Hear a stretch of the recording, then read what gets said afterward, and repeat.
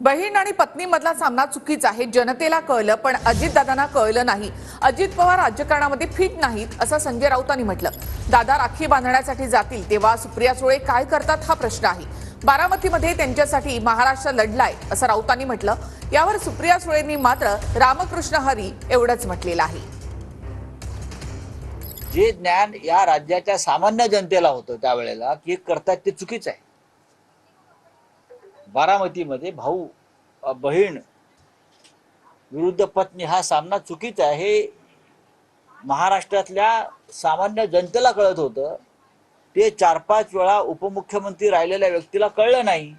याचा अर्थ ते राजकारणात फिट नाहीत. विधानसभा निवडणुकीच्या आधी ते काही करू शकतात.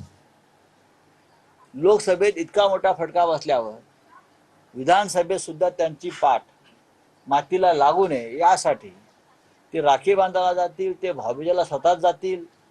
आता प्रश्न आहे सुप्रिया सुळे काय करतात. सुप्रिया सुळेंसाठी महाराष्ट्र लढलाय बारामतीमध्ये, हे लक्षात घ्या. संजय राऊतांची पत्रकार परिषद ते असं म्हणाले की काल अजित पवारांनी जी भूमिका किंवा जी खंत मांडलेली आहे त्यावरती आता सुप्रिया सुळे नक्की काय भूमिका घेतात, कारण सुप्रिया सुळेंच्या पाठीशी संपूर्ण महाराष्ट्र उभा राहिलेला होता. त्यामुळे आता त्यांची भूमिका काय येते ते महत्त्वाचं आहे. आपले काय भूमिका? रामकृष्ण हरी.